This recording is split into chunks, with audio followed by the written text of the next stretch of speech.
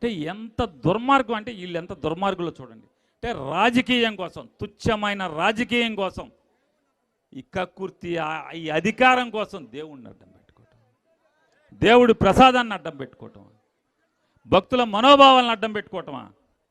ఇవాళ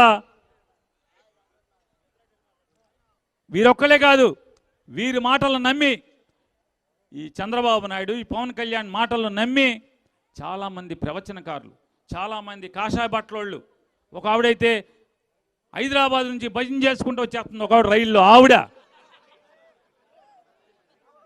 ఆవిడెవరో బీజేపీ ఆవిడయ్యా, ఎవరో పేరు తెలియదులే. హైదరాబాద్లో రైలు ఎక్కి భజన చేసుకుంటూ, అమ్మో జగన్మోహన్ రెడ్డి కలిపేశాడు భజన చేసుకుంటూ వచ్చేస్తుంది. వీళ్ళందరినీ ఏం చేయాలి? కోసి దేవుడు నిజంగా దేవుడు అని వీళ్ళకి ఈ భూమి మీద శిక్ష చేస్తే కోసి కారం పెట్టద్దు అసలు దేవుడు?